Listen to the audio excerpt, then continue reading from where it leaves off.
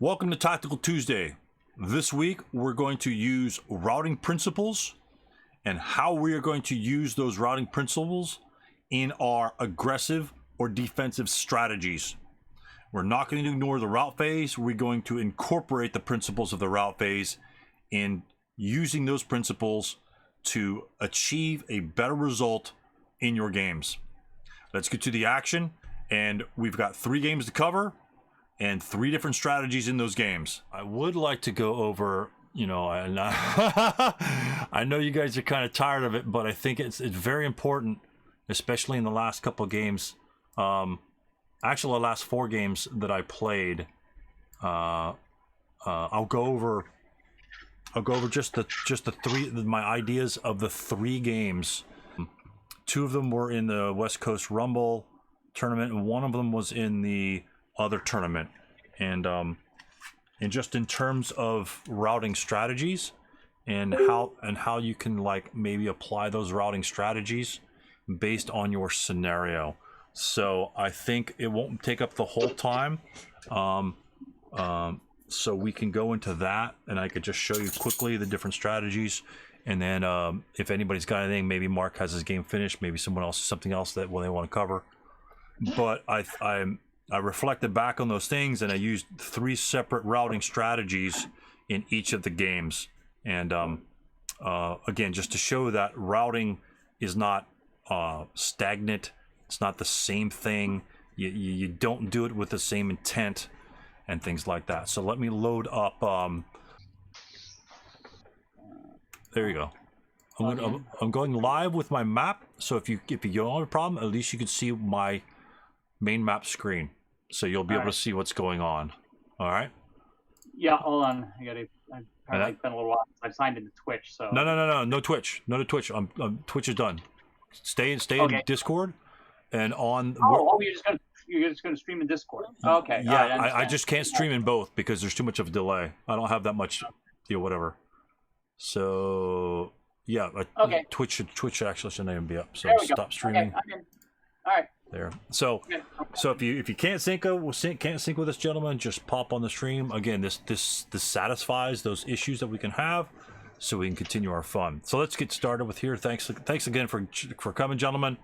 Appreciate you guys' involvement in this. And I have to be honest with you, the performance in all of my games based on these routing techniques that I'm going to show you, which for all intents and purposes was the base strategy of my game.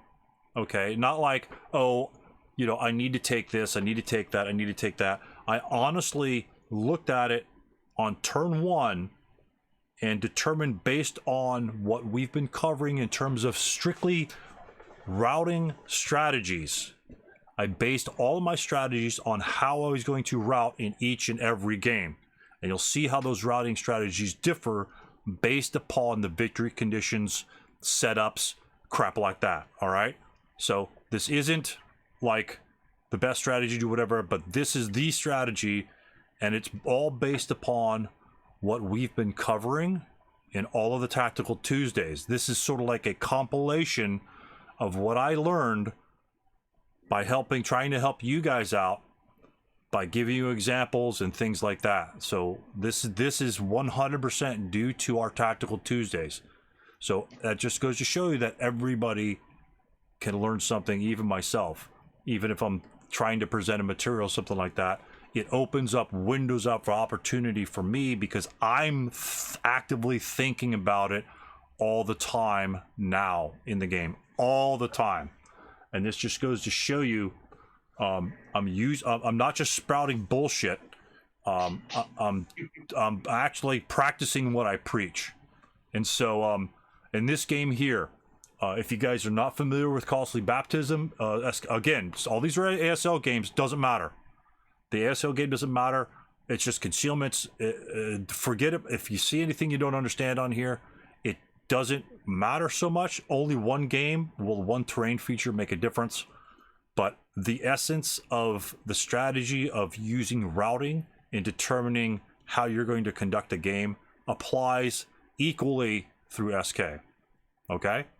So If you see something that you don't understand in the game or the map or whatever, just say, hey, if you want me to explain it, I can explain it. Okay, so that's fine with me. We could take, say this is that, this is this is that, or how does that affect the game? Anything you guys have on your mind that you say, oh, what type of terrain is that? I don't understand how that impacts the game and how that made you have decisions. So we can pause. It'll take like 2 seconds to explain that sort of thing, and then we can continue. Or at the end of each example, then we can go back and you say, well, what about this or something like that? But I just want to show you sort of what we're going. So in this particular scenario, what you see is the Polish have to defend the village. Germans win by taking 3 building locations in the village. So if I clear the map off, you see there's a shitload of locations. Problem is, there's about an equal number of Polish as there are German, and what he has are 3 armored cars, which are the large concealment markers, like here, here, here, and here, and those are where his armored cars are, and his armored cars can kill my vehicles on a 7. So his kill numbers are pretty good, and so taking that into account, I'm going to use my vehicles for cover. Right, I'm going to be doing armored assault with my vehicles, so my infantry moving with my vehicles will give me cover. If I break under the vehicle in a forward position, my routing strategy in this game is you do not route backwards. You route as limited hexes backwards as possible. So if you stay in the hex, if you can stay in the hex because there's not a unbroken known enemy unit next to you, you do not route. There's not enough time in this scenario. 5 turns. I've got to get to those villages and be fighting in 5 turns. If I route backwards, what does that do for me, gentlemen? What does that do in terms of time? Anybody? Well, it adds time. Right. You got to get yeah. You got to get back there. Yeah, puts me around. It puts me a turn back. Right. If I move up, and I'll show you. I'll show you an example. So I'm going to blow through this log. So strategy here, and I'll show you a couple key points in the game. This was a pretty short game. A couple key points where that strategy came into play and actually made a difference. So I'm just going to page down, what this damn thing always does. Okay. So don't care about the dice rolls. So my units move up here. He first fires. Okay, in this location here, he breaks my leader. So with my strategy, where's that leader routing to? Let me back up on the second unit. This second unit actually makes a difference. My strategy is no retreat. It's like the Russian strategy. You're going to get shot in the back if you retreat. So bearing in mind, that's my strategy, because my leader needs to be up here because we need to push forward. I've come across a stumbling block here in V2, so I'm bringing on my second unit. I put him in the middle so he can either go bottom or top, and this caused an issue up top here, so I'm taking my units up top. Problem is the squad under him broke as well. Obviously he can't route back, so the tempo or the thought of him not routing backwards doesn't apply to that unit. But my vehicle must go forward. I need to break this unit at all. That is my main strategy, is breaking this unit. 1, puts him back, right? Sends him back. Because this guy's pinned. He's unlikely to break him. But I'll have 1, 2 armored cars right in his face at a 4-0.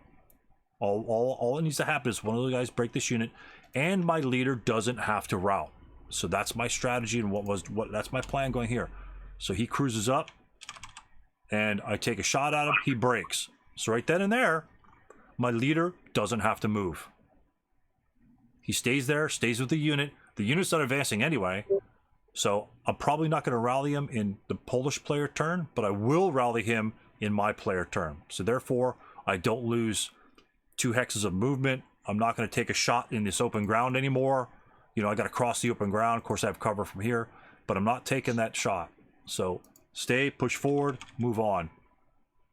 And this unit here, the same way. I'm armored assaulting with this armored car and the 468 in this particular instance. I didn't actually expect him to have real units in all those hexes, to be honest with you. I expected a couple of those guys to be fake, be dummies, like they have in SK4. Well, there are no dummies in SK4, but I expected one of these guys not to actually be there, because in ASL there could be like guys that are hidden but they aren't there. So this was a surprise to me, to be honest, but that doesn't change my plan. I'm just going to park there and just kind of pepper him, you know, soften him up a little bit. The HMG is the prime problem. I'm going to ignore these guys until that HMG's out. But if he breaks, he's not moving. He's just not going to move. So let's get to the route phase. Advanced fire phase. Okay, this guy here. This guy's broken. He has to route. I do not. I'm staying there. This guy just routes up a little bit to get on with that. And so again, since he has to leave and he doesn't reveal this unit, to me that means it's not a real unit, because I would have fired on him. So all these guys up here I believe to be nothing. Well, these guys are nothing. So the only thing he has up there is one guy. So the guy on the bottom, I broke one of the units here. One of the units got broken here, and he had to route back. So now it's a split attack. Being in an armored car, gentlemen, gives me what modifier? What's +1? +1. So essentially, that's a mobile woods that I'm taking with me everywhere with that vehicle. If I move the infantry with that vehicle, it's just like I'm moving in woods. So when he fires on me, it's going to be a net 0 modifier, because the non-assault movement will cancel with the +1 TEM, and there won't be any. Hey, Stu, one quick question, if I may. Yeah, absolutely. Yeah, with your broken leader up there at what is that? U2. U2. Yeah. What's not having played ASL before, only SK? How's being adjacent to a?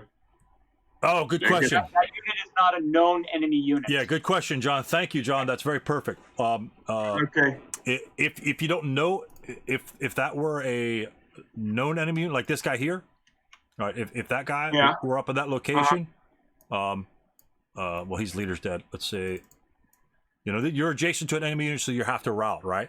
In ASL, if you have a concealment on that guy, it has to be a known enemy unit. Okay, and so that's how the routing rules can change. So knowing that this is not a known enemy unit, I can stay exactly where I am, because I can ignore him.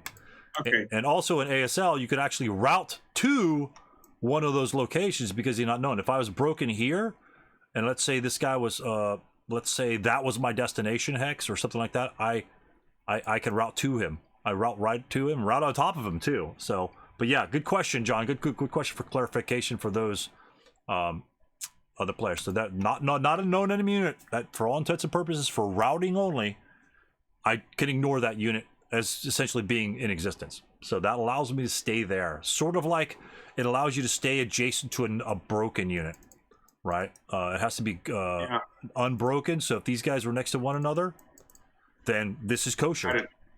That's cool. That's cool. The same sort of limitation. So on the same road. So that goes there. If he had a unit in V1, would he just reveal it at that time, saying, "Okay, you know, there's actually somebody there. You gotta route," or how does ASL handle that? Yeah, there's a timing thing. If I say, okay, before that unit starts his route phase, the guy has to reveal the concealment to force me to route, and at that point, then I have to route. And if in that case, let's say there were a unit there, right, and he forced me to route, what I would do then is simply only route back. I can't route to T2. Why can't I route? Well, assuming the guy right here is not Berserk. Well, I could route to either location. In that case, I would route back one hex and one hex only, not two. I would route back one hex to either T2 or T1, because both vehicles give me cover from any potential shots at that location. I'm not going to the woods. I'm coveting every single hex. I'm not moving backwards.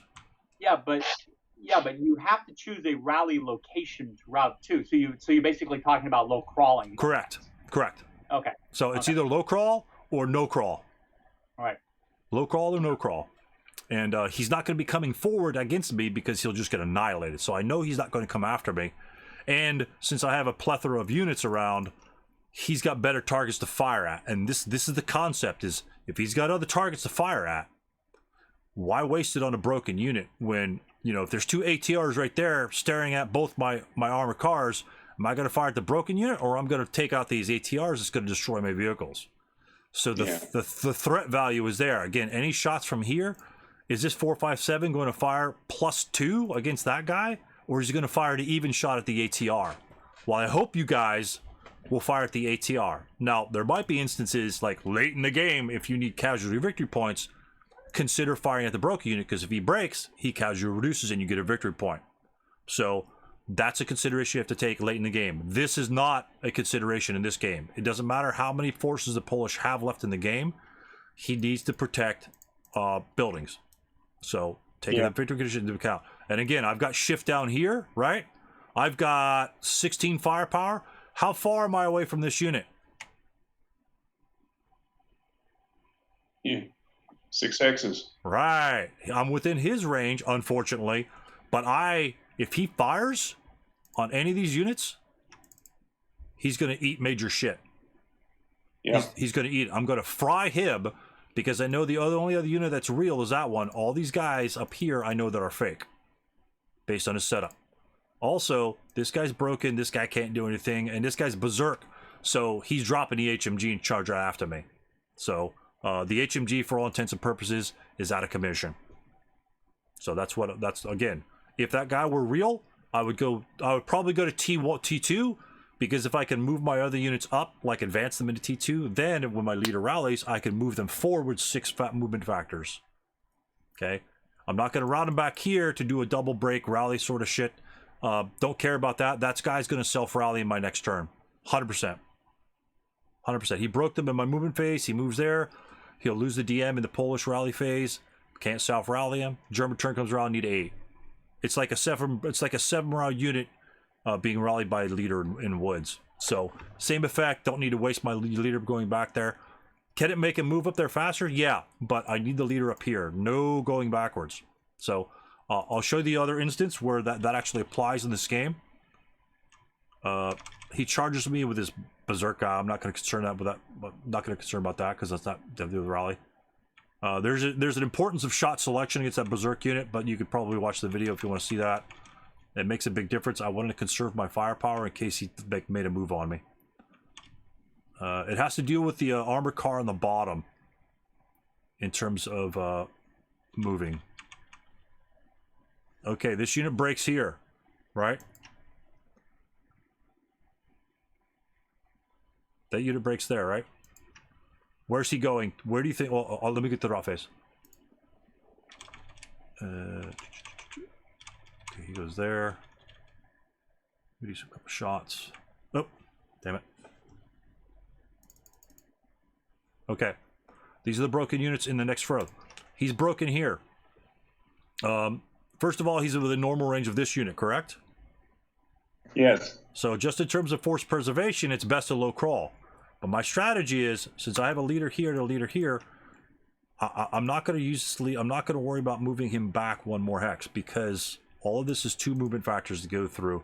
He's only moving back 1 because I know he's not going to get shot at again. Okay, especially from this unit, because now this unit is at a 6x range. This unit can't even scratch my leader guy. Well, actually, my leader got killed by a sniper. But, so those guys are broken there. Did I route that guy back there? Surely not. Maybe I did. Maybe I did route him. So let's go to the next one. I'm not sure why he went back there. That might be something weird. Because he should have taken interdiction if you're routed back there. I'm not sure what the deal is. So I moved some units. So there you'll see some units moving up here, right here. Unit broken in V6. Where's he going to route? U6.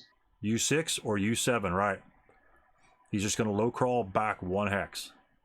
Actually, yeah, because this is not a known enemy unit, so he'll have to reveal himself if he wants to do anything. But because the same sort of instance where the leader was up here and I needed to get rid of that unit to keep my positioning of my leader up in the front area instead of routing him back, I need to pressure this unit and this unit to either break or be fake, right? So I've got a bunch of units down here that can do that. Now, you say, Stu, you're going to be running an open ground against this guy. Well, yes and no. If I move to U7 with this unit here, is that open ground for either of these shots? Is that considered open ground for either of those shots? U7 would not be because the armored car hindrance. Correct. So that would be essentially moving through woods again. So I could quote move through woods, and then like fire or keep moving or whatever.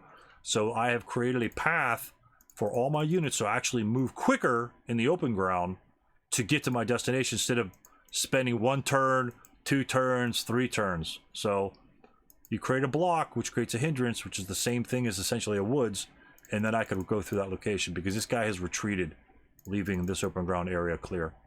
So there's okay. So is the AFE in that hex, is that sort of considered inherent terrain?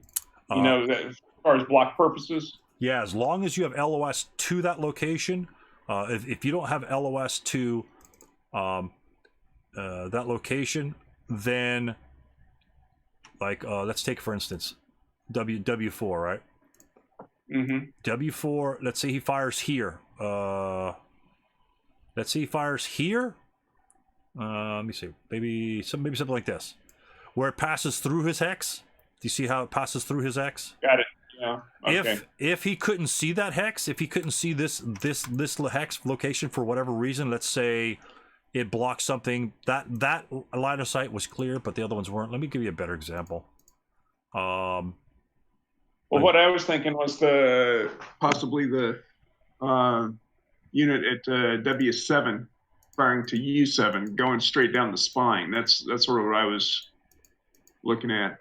W7 to U7. Yeah, it will block it because he can see it, because they both can see that. It's considered an inherent terrain hindrance. But, okay, got it. Yeah, but that answers the question. Yeah, but there's a distinction, John. You must be able to trace LOS to that vehicle, and I'll give you an example. Let me pop an example. Let me just clone this guy, because it's important to note, and this gets this everyone gets this kind of let's go like here. Let's put him there, right? Okay. On the right hand side, and let's just pull. Let me pull one unit here.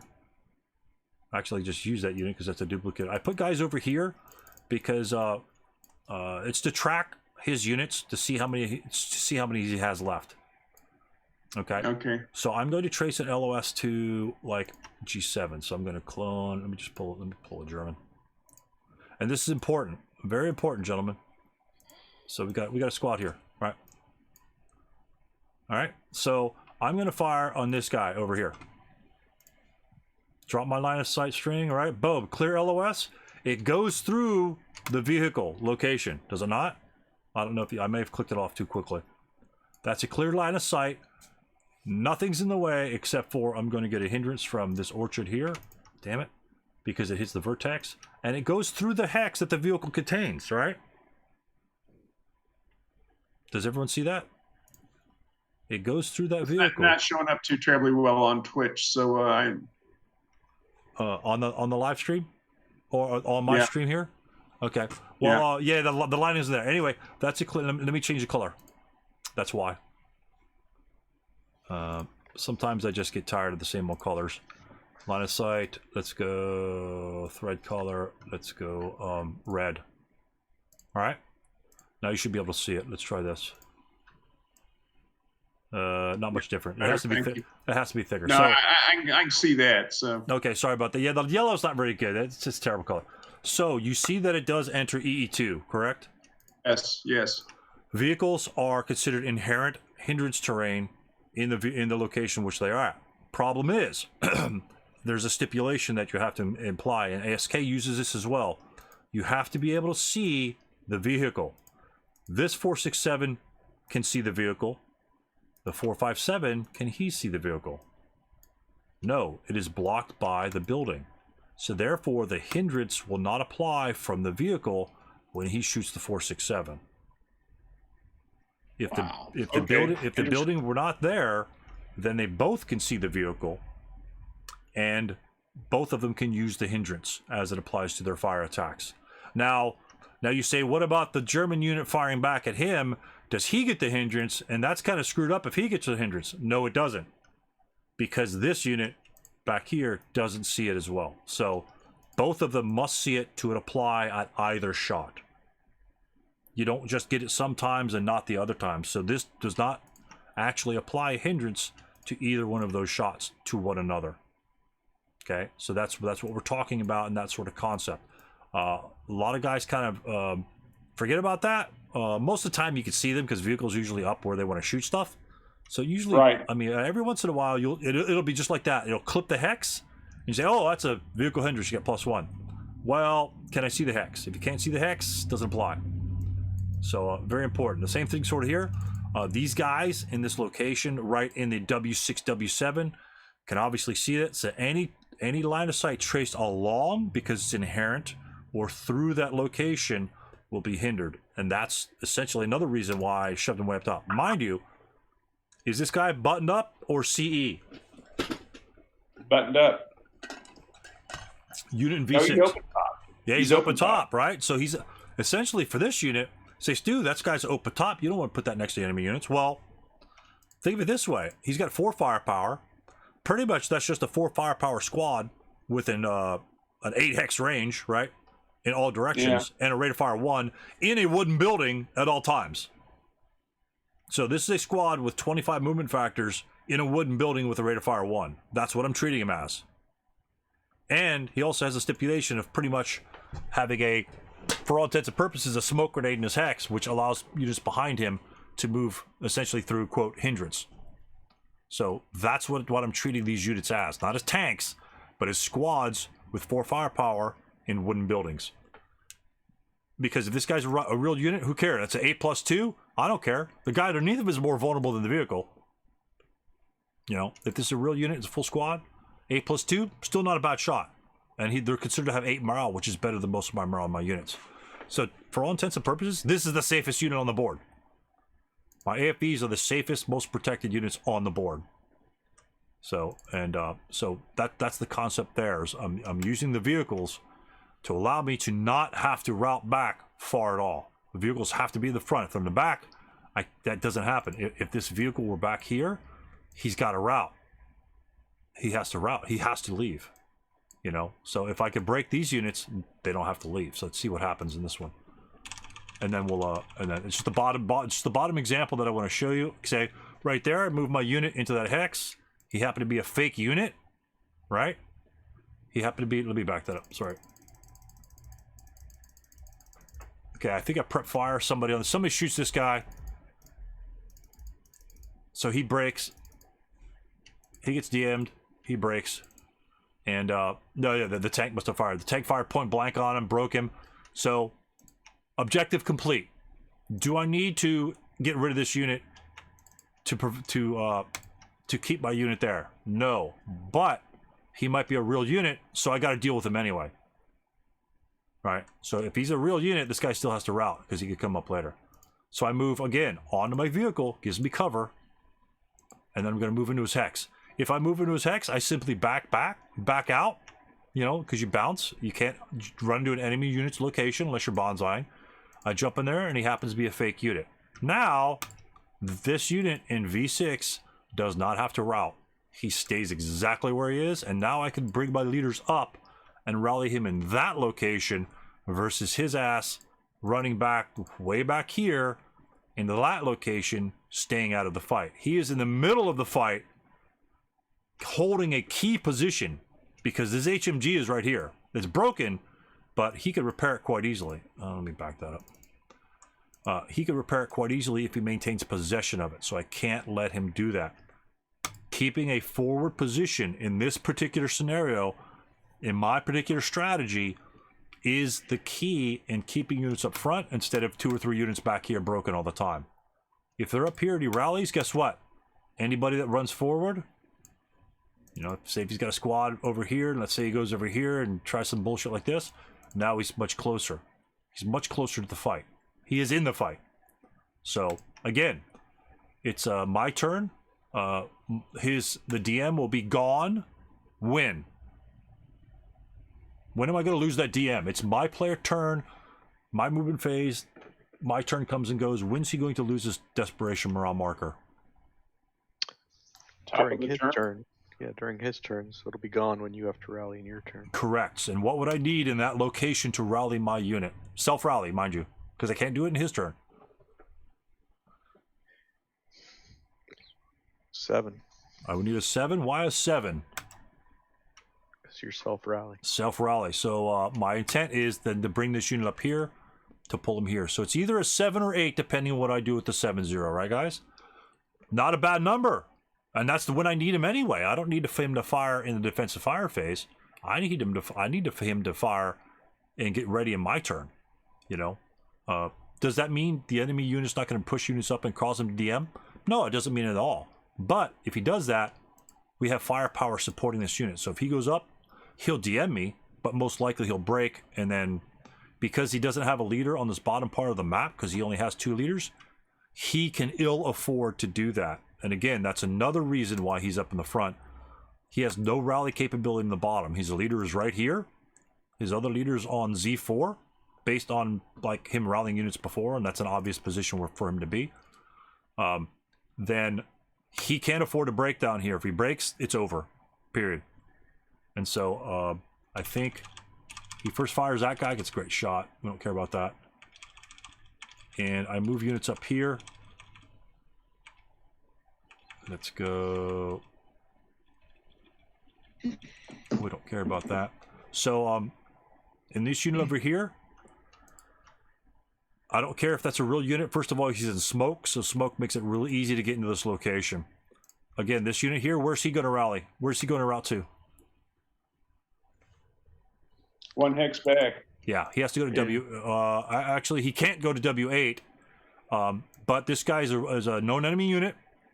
So I'm simply just going to low crawl him, and he should be able to route here. It's his turn. No, it's my turn. Hopefully I won't make an error in routing and route him under the... Yeah, so there you go. There you go. I actually did it right this time. So he low crawls back here, and he's simply going to stay there.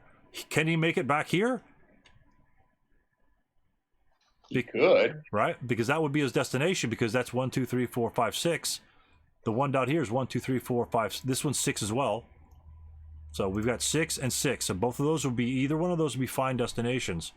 But there's no way in hell I'm going here. If I go back here, how can I rally him? My leader's up here. How Have to be a stealth rally. right? Yeah. So why self-rally him back here where I could rally him back here? And that's a full movement phase of action. Now, if he rallies here, let's say take him 2 turns to rally. Guess what? 2, 4, advance. He's literally 2 turns, literally 1 turn closer, because if you rally back here, 1, 2, 3, 4, advance, and then next turn. But this way, if he rallies here, it's simply either assault move and attack in close combat, or push through the smoke or whatever. He's on the front line. Now, obviously, this unit's going to self-rally before this unit, so it'll take him a delay anyway. But that's the point. Keep him up front so they can join the fight, because the game is 5 turns long. He can't be back here. Again, if he, let's say he shows up, nothing happens in turn 4. I can't get him in turn 4, right? But he can show up in turn 5. That's extremely important in this case. If he routes back here, I'm rallying that unit, right? Everyone should see that this unit is the priority. If I rally him, this guy can't self-rally because my leader's over here. This guy's out of the game. If he routes back here, he's dead. He's dead. He serves no purpose. You might as well just flick him off the board. But here, if this unit self-rallies in my player turn 4, this unit could then self-rally in my player turn 5, and either move to hold these locations when these units move out, or cause some guy to fire at him when he like runs across the road or something like that, bait a shot. So if he routes back here, he's out of the game. If he stays here and rallies with a 6 on turn 5, he could play a vital importance to the game. That's all one of the biggest moves that you can make in a particular game. Late in the game, if he moves back, he's out. He's out.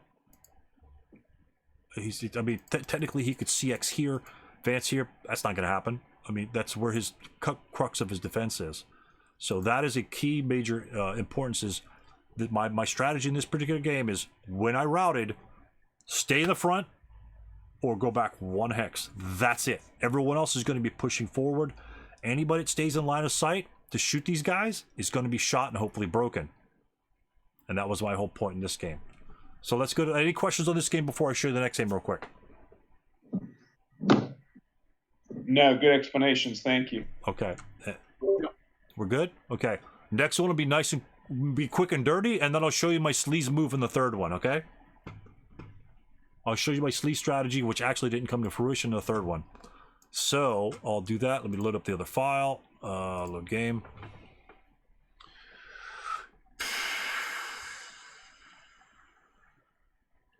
Where is it?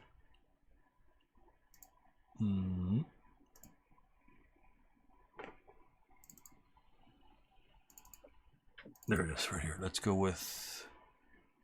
Got it. Boom. And again, in this game, I don't think we actually have to even go past the setup.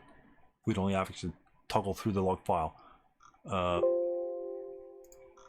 Okay, my log is up and running. You guys can try to sync with me. If you have difficulty, I'll delete all of the extra bullshit and then start back up again. This one works for me. Okay, gentlemen, are you in? I'm still live in case you want to do the live.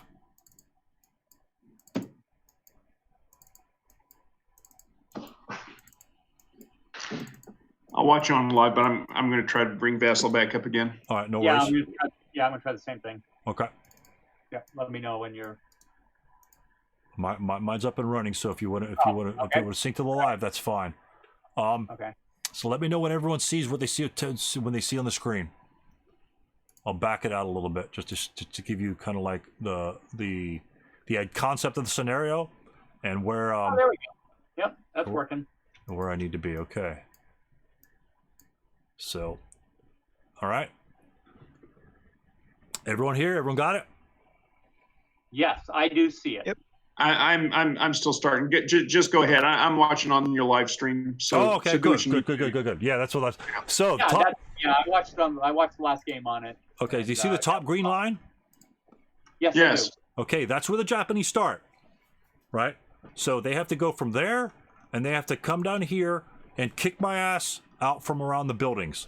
The victory conditions in here is if the Japanese player, and he has like 11 squads, if he has 7 more victory points of units, I don't know if it's tanks or just regular, but having 7 more victory points than I do around the airfield, on or adjacent to the airfield, so just pretty much, they take the airfield, for all intents and purposes.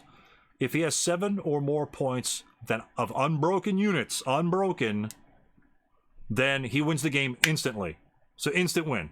So my thoughts are, okay, what's the morale of my units compared to his units? His are 7s, and he's Japanese, and anybody who's played the Japanese, they whittle down a little bit, but they keep coming. So to keep him from being adjacent to the airfield is impossible to do.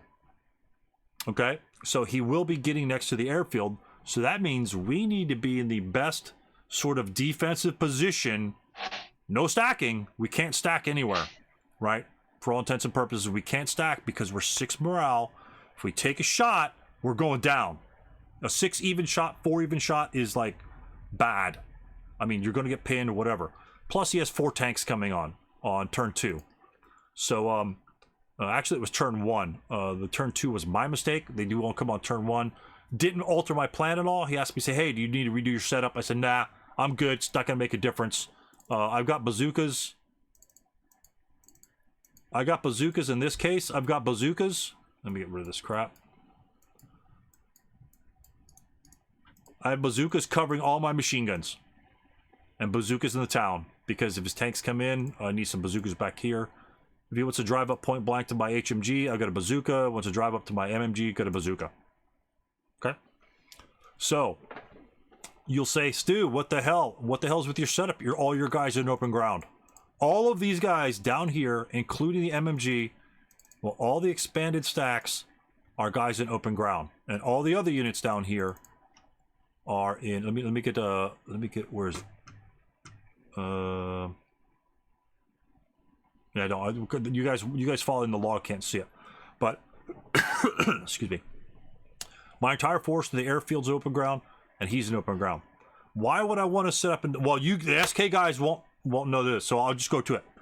In ASL, you can entrench your units, and what that means is I can essentially, if I roll dice, if I spend the whole turn doing nothing, I roll 2 dice.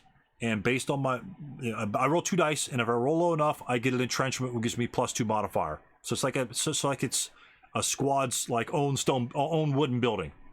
So how would that make a difference in around? So if I entrenched in all these locations, how does that change the defensive strategy around the airfield?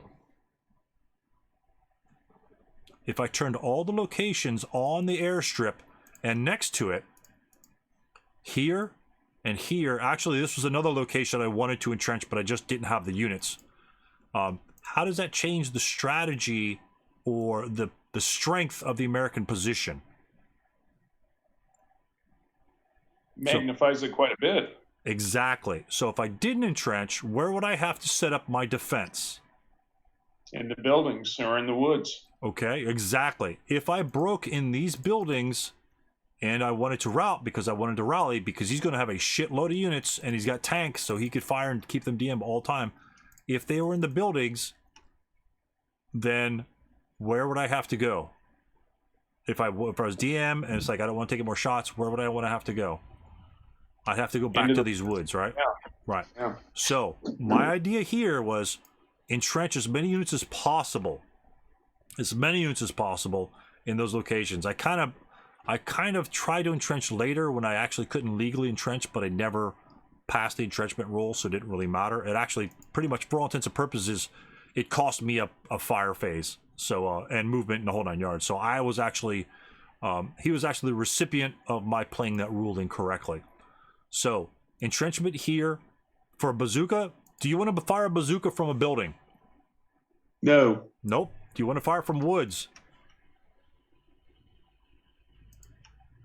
Wood's not a bad spot. Wood's not a bad spot, right? Yeah, but it's Wood's not a bad spot. But if I could essentially create an open ground location into a +2 building that he's open ground, then he could fire. First of all, he could be out more like in an area like a Q6, where he can stop people moving. Now, mind you, the brush here is pretty much impassable. So I won't go into the rules of that. That's impassable, and difficult to go through with his vehicle. So his vehicles pretty much have 1, 2, 3, 4 hexes that he can go through unless he wants to drive through the jungle. So we won't go into that. So my routing strategy here was entrench here, give my guys mega defensive bonuses like what John was saying, is multiplying my defense strength by a lot. And also, it allows me to keep my units spread out. Now, if all these units wanted to occupy the buildings, I'd probably have to start stacking units and things like that. Don't really want to do that. I want to kind of keep them by themselves, because these units up here are going to have to come back and occupy these positions. When they break, I want to create, hopefully, areas. The best foxhole here is this one and this location. Unfortunately, I don't have anybody here. Because if anyone breaks in K6, then he could route to O'Reilly in J8 and then come back this way. If he attacked this direction, I could route behind and still get away and not be interdicted in that location. So essentially, my key point is, you guys don't know this, but in terms of using routing in the foxholes, essentially what the routing unit can do, and no other unit could do that. When a routing unit moves through a foxhole, he's pretty much immune to interdiction. So if all this is open ground, right? All this here is open ground. If I have foxholes in those locations, anybody up here that breaks can route through the foxhole to the building and not be interdicted. That's the whole key. That was the entire plan, other than give me a little bit more defense, is allow me to route behind and to other locations without getting shot and interdicted. And pretty much that's it for this particular scenario. This unit over here in open ground, why is he in open ground, might you say? Is because I wanted to entrench this unit here to essentially turn that location to +2, because, if he moves, he's going to be moving here by turn 1. You know, I'm not going to have a shot on him, but I'll have a free chance to entrench. And what happens that is, if I'm in this location, I can't see him cross this. But if I'm in this location, I can see right down there from my machine gun to blast any Japanese unit that wants to come across that. So I've got a machine gun here to do that. This guy here is covering this area. This guy here is covering that area. So if he wants to go there, he's going to pay the piper. But he never actually got to entrench there. And but that was the plan. That was the plan. But essentially, my routing is based on laying entrenchments where I can go through them and go to a safe location. I actually needed to route backwards in this one.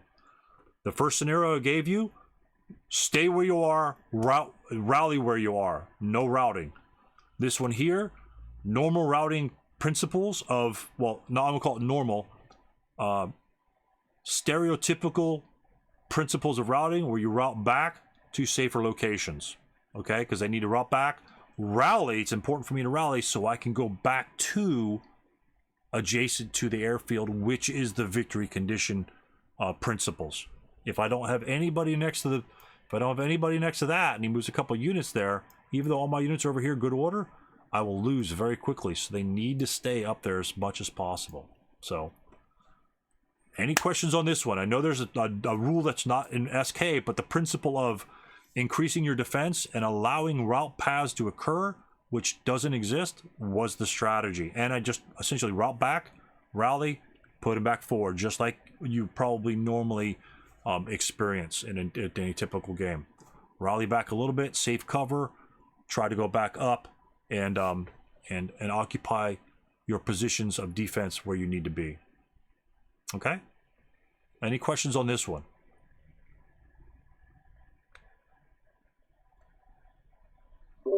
No, none for me.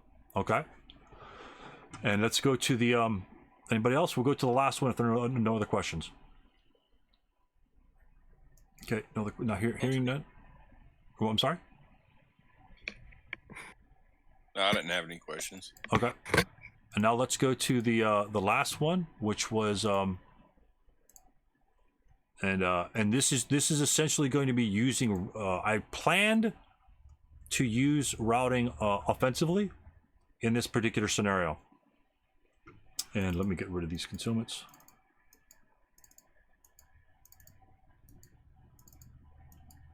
And say, now does everyone, either you could sync with me or you could look through the shared screen.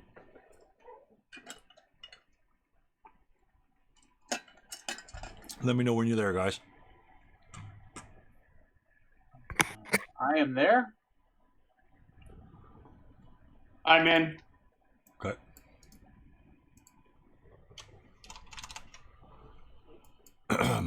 All right, Steve, you here? Tony? It came up for me. I'm good. Okay, cool. Tony, you good? Yep. Good. Okay, great. So this game here of, again, victory conditions. The victory conditions are the Americans win at game end by amassing more victory points than the Japanese. So if I kill more units of his, I win. But both sides earn casualty victory points normally, and both sides earn exit victory points for units exited off the north edge, which would be the left-hand side, or the left-hand side over there. This side over here is considered the exit edge, north edge. Only in their final player turn. So you can't exit early. You have to exit on your last turn. So Japanese could only exit on turn 6. And if he exits all of his guys, then he has no one to block me on turn 7. So the Japanese have to determine essentially how much he has to leave behind to stop the Americans or deter the Americans from getting off. So if that's the plan. So those are easy victory points to get, much easier than killing people, especially Japanese. Actually, he probably has a more difficult time killing me. So in my only for, I'm just going to cover the first turn because it doesn't apply to the other points. Using routing offensively in the first turn is what my concept was here. Now, one special rule that had to come into play is all of his units were considered CX, and this is going to play a big part in what I need what I could accomplish. What I could accomplish. So CX means what during his movement phase? He can't double time. Correct. So he has an HMG due to balance, which means HMGs are bad news and they have a high rate of fire and the whole 9 yards. I'm going to go over a rule that's in ASL, it's not in SK, but that's why I have this stuff down here. Not going to be a hard concept to understand, so don't worry about that. But what that does mean is, let's say this is a squad. How far can that squad move during his movement phase? Going south, going bottom. Let's say he's going to attack me on the bottom. How far can he get to in the movement phase? What's the portage cost of the HMG? The portage is, in this case, 4. But let's say the HMG is not moving. Let's say just a squad, no portage capacity on him or nothing. And the yellow here is kunai, which is 2 movement factor grain essentially. So the yellow is 2 movement factor. How far can the unit in K5 go down? I'm going to be coming this way on the bottom side. How far can this unit go to defend a position down here in his movement phase? 2 hexes. Right. That's the key right there, John.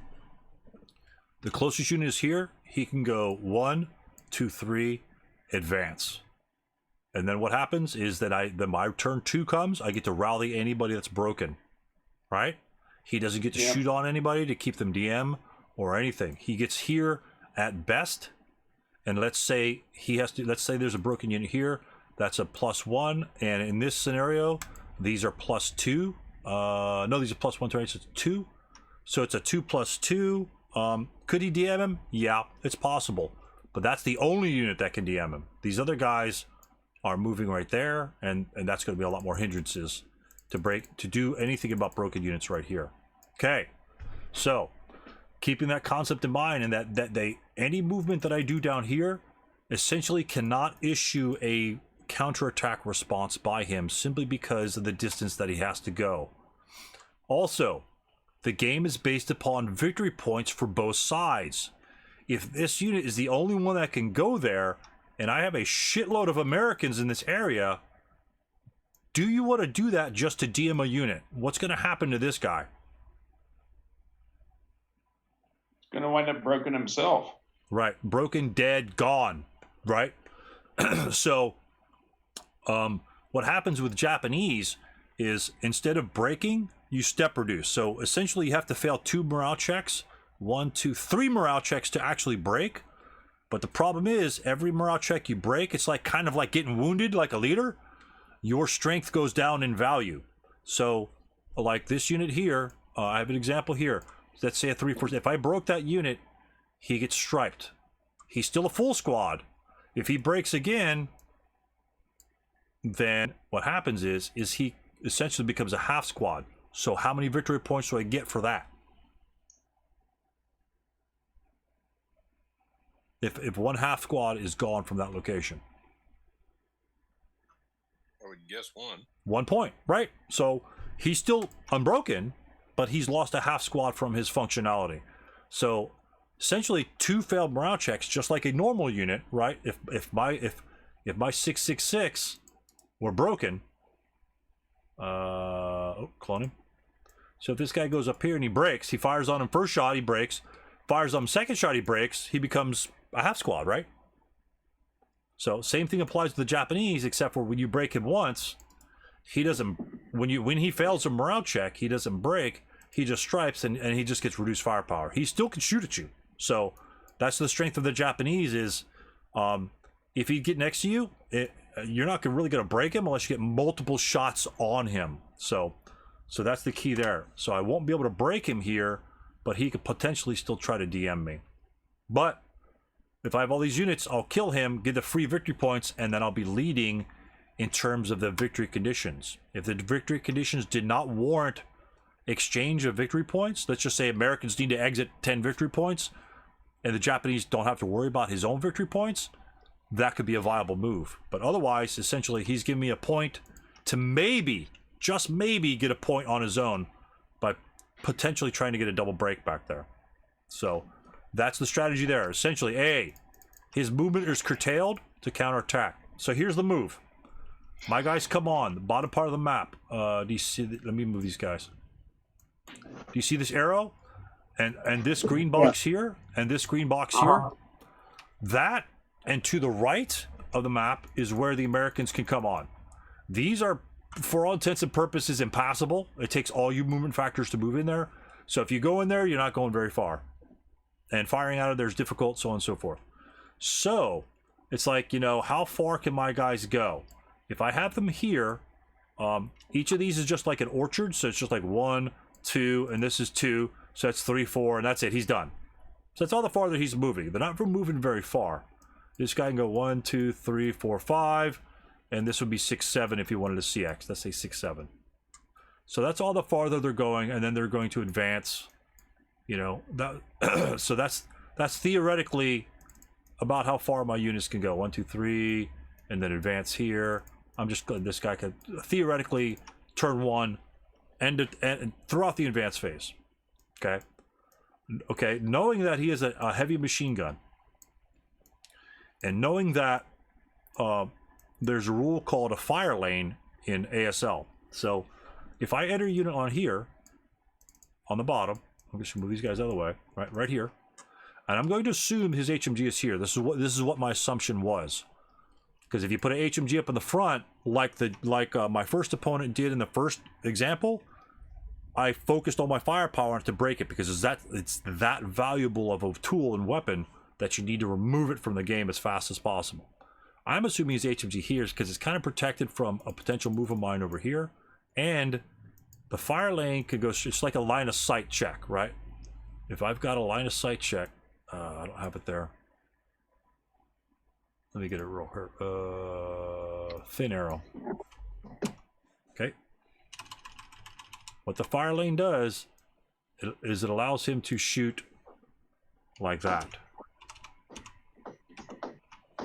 It allows him to shoot in all the hexes and place residual in all the hexes in one shot. And that's what this 4 firepower is here. Since it's 6, it had, well, that's technically not 4, but essentially fire lanes allow you to do this in one shot, gentlemen. Wow. And HMGs with fire lane allows you to put that much residual firepower on the map in one shot with one unit. So he gets blasted here. He takes the first shot here. Now, of course, there's hindrances all along. So that's going to be a +1, 2, 3, 4, 5. Actually, he can't even see him until he gets here. So technically, he can't actually fire the unit until here. He gets all the hindrances on the first shot. So it'll be like a 6 + 4.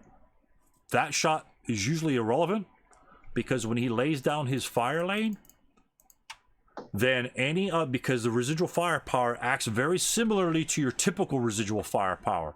So if you had a unit, let's go a 2 unit here. Well, yeah, a 2 unit. Let's go 6. If I had this guy here and this guy moved from here, if he moved from here to here and I fired on him, how much residual would I leave behind? 1. Okay. Does everyone see that the answer is 1? Yes. Okay, because the hindrance reduces it, right? Mm-hmm. Okay, so then you have a 1 firepower, residual firepower in that location. And anybody else moving in there is going to be a 1 - 2. Right? Hold on, let me pause. I gotta take this call for just a second. Let me pause for a second. So essentially what it does, a fire lane essentially does very similar to what this does, but it drops firepower in all the hexes, and if you move into that hex, it doesn't add the hindrances of that. It's strictly 4, just like it is over here. Okay, so that's the strength of a fire lane. So taking that into account, he can lay down a crap load of firepower in these hexes, and that I need to move off the board because it's part of the victory conditions, right? If I move, I think I started with 29 victory points in terms of OB, and I think his total OB was 27. So if I don't kill any of him, he kills, none of me, and I get, all my whole force off and he gets his whole force off, I win by default. So technically he has to slow me or kill some of my units. And so every unit I kill of his, I'm like ahead of the game sort of thing. So taking this possibility into account at the beginning of the game, it's like, shit, he's just going to shred me with a fire lane, slow me up because I got to get off the map. Again, this is a 7-turn game. I said, how can I counter that? Because that's what I'm expecting on turn 1. So my thoughts were, move my guy into this location. Let's say he gets shot and he's fine. 1, 2, and then you say, Stu, and should I move him here or should I move him here into the residual firepower? Again, I took the shot here, which started it all. Should I move him here to avoid it or should I move him here to take it? 6 morale. If it's got, that will be a 4-1 shot. Should I take the avoidance or 4-1? Your thoughts? Why a -1? Non-assault movement. He's still got a non-assault move. So it's like the 4-2 over here when you're in the open. If that residual were in here, that would be a 1 even. Oh, it's Kanai. I didn't realize it was Kanai. I thought it was open ground. Yeah. Okay. Never mind. Oh yeah. All of this is going to be kunai, so which is going to be negate the first fire movement in the open. Only non-assault movement will apply. So got it. Avoiding the fire lane or taking the fire lane.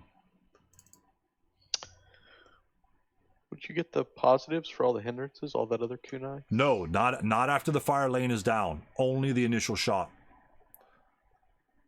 Now through hard hindrance. Well, I won't go in the hard hindrance because it's not an SK rule. But just in terms of understanding that there's a lot of residual here, and the residual firepower works just like this. Oh, works very similar to what they have in what we use in starter kit. Is that's a 1-2 shot for that unit. And then in the here, if he were to not assault movement, that would be a 1-1. So it's the same sort of principle. That's why I put the counters down. So that same bit, there are some differences, but we won't go into those differences. But it's just the idea of there's a lot of residual firepower in front of my face. How can I deal with this type of situation in terms of adding the victory conditions in and his ability to respond to my broken units? So that's kind of the key. My intent was to move in here and take the 4-1 shot. My also intent was to move 1, 2, 3, 4, 5, 6. 1, 2, 3, 4, 5. Possibly even move the leader in there. Move all the units into the residual firepower. Why would I want to do that? And maybe these guys stay here because they're covering fire, right? A couple of these guys move up through here. They can't really move that far. I don't want them broken here. That should be a clue. I don't want them broken here. I want them broken. If they're going to take it, I want them to break here. And honestly, I want them to break. Yeah, you can route forward then, right? I can route forward. Down and to the left. Right. Right. Do you guys see that? I want these guys to break. I was actually contemplating, although you can't do it in a starter kit, is overstacking a unit. Let's say there's in ASL, if you enter an overstacked hex, other penalties apply, but the only penalty I was worried about, or not worried about, was counting on, was the extra -1 when you're overstacked. So if this 347 were to enter Wood's hex, that would be a 4-2.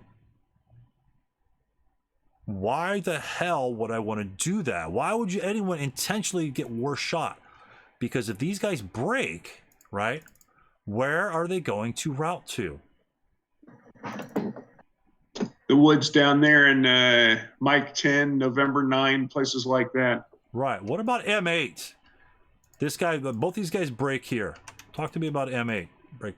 Boom. Those guys are broken. Where does he have to route? Or where can he route? So those guys are there. I'm going to clear the map so you can see it. So they're in N7. Where can he route to legally? Enemy units are up here. Let's say this is the only unit we saw because he stayed concealed. So again, we can ignore the concealed units. He's the only guy we see. Where can he route to? Mike 8. Mike 8. Can we go anywhere else? Can we ignore Mike 8?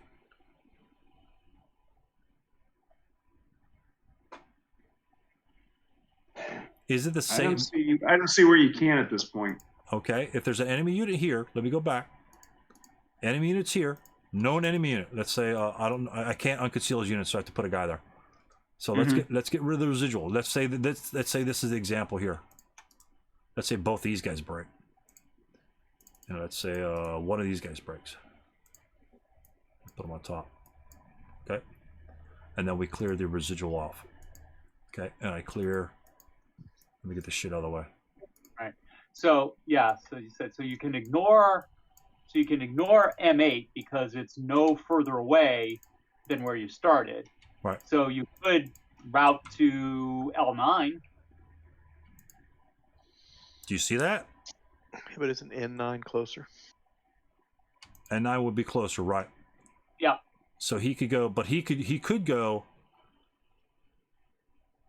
Well, he could then get to, once you get to N9, you can go to, N9, Right. you He can can go to 2, M10. 4, 6. Yeah. Right?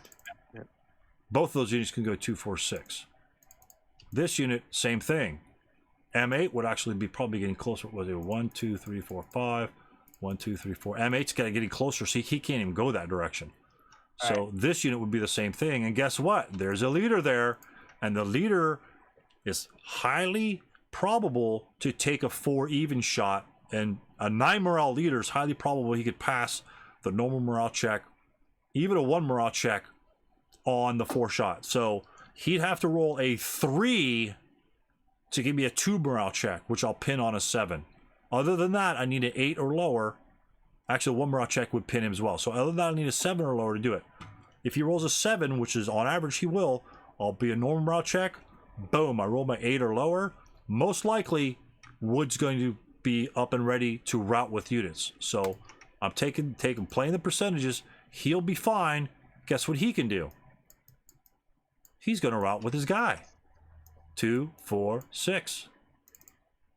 And this guy over here, well, technically, I'd want to route him first, right? Now, here we go. In terms of principles of routing, make sure you route your guys first. So, especially in starter kit, where we don't have overstacking penalties. Okay, so we don't want to route him first. We want to route these guys first. So we go 2, 4, 6 because that is 1, 2, 3, 4, 5, 6, and this is 1, 2, 3, 4, 5. Actually, we can't go here. We can go here though, or here. So 2, 4, right? This DM's here because we're not getting closer to the enemy unit, the known enemy unit. This unit can go 2, 4, 6 and be on top of him, right? And then this unit can route with him. Okay, so we got 3 units here. These units would have to go to N9, but another trick you can do, right? Let's say you didn't want these units in N9. Let's see this was your leader and 3 units up here. Let's see, you had the leader up here. What you could do is you could, especially in SK or ASL, let's say 3 units broke, right?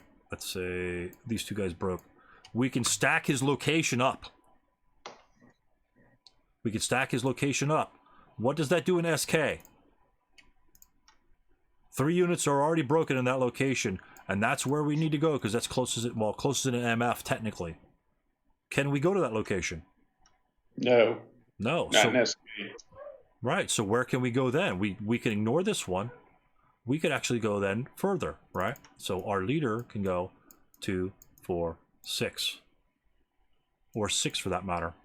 He could actually be further if we stack this location here first to allow him to push forward. Same thing with this unit here. You know, we can't get closer, unfortunately, but the same sort of principle applies. Is if this unit, what we'd want to do is arrange it so this unit back here, damn it, this unit back here routes third or fourth, so he could route here for 2, 4, 6, right? Then this unit can route here and stay there to block this from him. Then he goes 2, 4, 6, or 6 here we at that point we would decide to move him there, and then we could move our leader forward to that location. And so what that does is move our units forward. Again, if that were to happen, Stu's moving last, right? Stu's moving last. If there's a bunch of broken units here, Stu's taking that shot so he can route with those guys. Stu's not moving up here. I actually think I have another leader too somewhere. Yeah, there's Ortiz. Ortiz is right here. More than likely, Stu's going up here. Ortiz is taking that shot with his men. He's going with the biggest stack so he could route with those guys, so we don't have this situation where we have 3 guys in one location and 2 guys in the other location. That's not optimal. We kind of don't want to do that. So we want to be able to put our leader. Now he's going to be taking a morale check, and it may break us, but that gives us an extra location, an extra hex of movement. And when you're talking about exiting the board, every hex counts. It's worth taking that morale check to get there. And if he fails it, you know, he just fails it. That's just all we do. That's what we're counting on. You're probably not gonna have this many broken units, but if that's the case, then you have to risk Ortiz going there. And then American turn, again, they're Americans, and in covered terrain, we need a 10 and a 9, and then a 10, 10, 10. So now our force is now 2 hexes forward in a better defensible location. Now we can come and move them forward 2, 4, 6, maybe 2, 4, 6, and these guys just kind of move forward slowly but surely. This is a potential Japanese entry point on turn 2. This is the potential Japanese entry point on turn 2. I don't know which location he's going to select, but if I have a shitload of units up here that are unbroken, is he going to enter that location? Possibly. I wouldn't. Not if there's this many American units there. Especially with 2 -1 leaders. That's a lot of firepower, and these guys are going to be right behind him. Any Japanese units that show up here can get shot. He has to show up on those 3 hexes. Point blank shots on 2 of them, and then an 18 plus 2 maximum, or 3 from that one. Well, 2 with the Ortiz. 18 plus 2 there. And again, exit victory points. You don't want to get striped down to a half squad because you just lost a victory point. So that forces him to bring units up here. That was my general plan in using, is actually wanting to break my units, as odd as that seems. If I forcibly jump in there and break my units in the potential fire lane that he could have laid down, right? I don't know where it is. It could be here or here. I assumed it was here. If he laid down that fire lane, I had a plan for it. That plan was to jump in that son of a bitch, break a conservative amount of units so they get a free movement phase up further, so he's closer to the edge, because I know it's going to be a race to the edge. So, and because the Americans have so much firepower. Now, if these were Italian units, are you going to do that with Italian units? No. No, not at all. You definitely don't want to do the same thing with Italian units. Why is that? Their rally morale is far lower than the Americans. Yeah, it's absolute garbage. It's absolute garbage. Right? Just to remind, boom. His backside broker morale is 6. American backside broker morale is 8. This unit you never want to have broken. This unit you don't mind being broken because he's coming around. Nationality distinctions. Make sure you know them. Make sure you know if your morale goes down on the backside. This is a first line unit. That's a 347 unit. That's a first line unit. Down morale, up in morale, up and 2 in morale. That allows me to do that. If I did that with Italians, he just walks forward and just annihilates my entire force. Just annihilates them all. Americans has firepower, quote, shit morale, but when they break, they're considered pretty much elite units, and they're coming back pretty damn fast, because most American OBs have 1 or 2 minus leaders just sitting around like they're commonplace. You know, they're commonplace -1 leaders. So Americans are going to have a lot of leaders that can rally units almost in every single scenario. So if my force were Italian, that fire lane goes down, you avoid that damn thing like the plague. You know, you act like they're cops coming into your crack house. You run like the Dickens. You get the hell out of there. You know, you are not sticking around. You're not doing that with the Italians, but you can do that with the Americans. Can you do that with the Germans? 7 morale units, or Brits 7 morale units? That would be a much more difficult decision because your rally potential in the future turns is slightly less. Is it still good? Yeah, but it's not 8 morale. Not 8 morale. And so that's something to consider in that, and that's what I considered, is if he happened to have that great defensive position there to fire lane that sumbitch down there, I would say I welcome you with open arms. I'm running through that son of a bitch. If I break, I get a turn, half turn movement ahead. I get 1 or 2 more hexes ahead. And because I can't move in his turn, so I don't really care that I'm DM'd, broken in his turn, because he can't get to me. He just can't get to me. And if he wants to try to get to me, he's going to be taking shots, losing victory points, because he's going to be breaking because of the American firepower. Because I can defend my broken units in that quote offensive action that I'm taking by moving them forward like that, then I can use that. I can do that during a game. And only at that point in the game. If he does it somewhere else, I might not be able to do that. He might be able to react better because the CX is going to be gone. Now, if these CXs were gone, that would be a lot riskier. It would be a lot riskier. Still doable? Yeah, still doable. It actually might bait some of these guys to come down to engage me. And at that point, I'm willing to just blast him because the Americans have lots of firepower. I'm willing to do that. My broken units are broken units. And guess what? If he fires at the broken unit, he's not firing at my good order unit, which is the one that's going to be breaking him.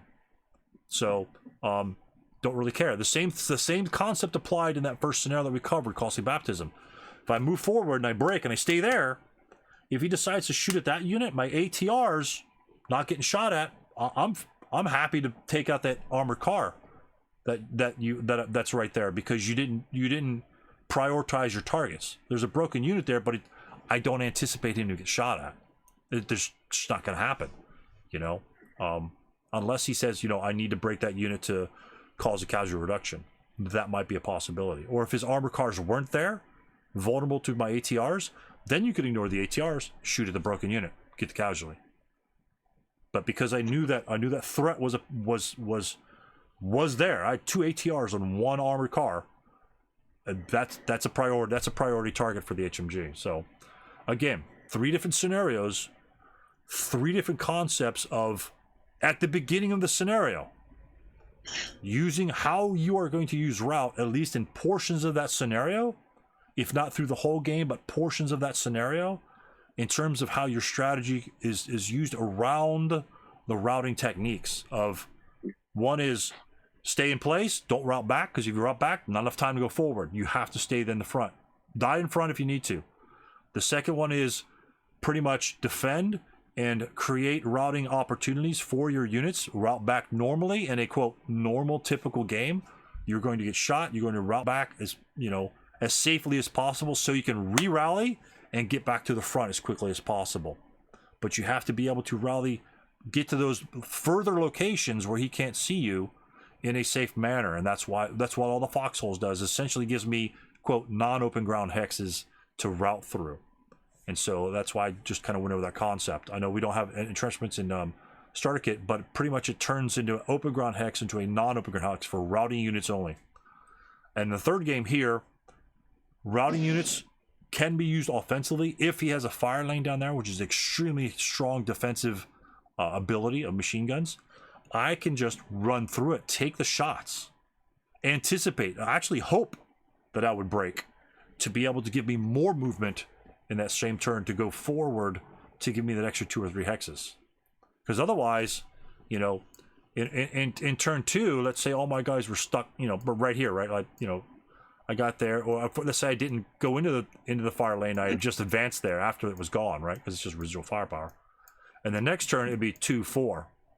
2-4, 2-4, maybe, something like that. But if my guys rallied in this location, at least in the bottom, oh my goodness, what the hell? At least in the bottom, it's 2, 4, 6 when you see X. So I'm either here or here at turn 2. And considering it's a exit victory position. If the sooner I get over here before him, I'll have the advantage, and that's worth the risk, especially early in the game. And you've got all this terrain.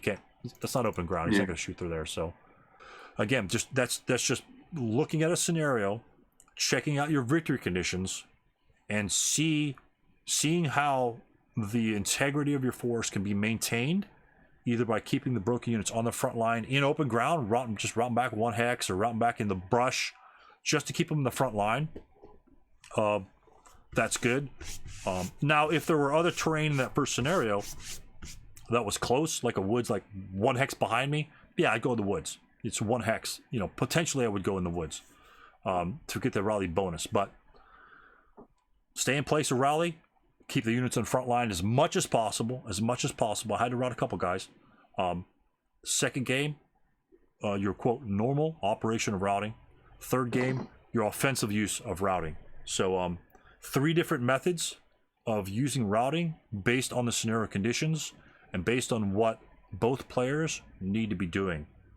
First game, he's going backwards. He's essentially fallback defense, so he's not going to be counterattacking.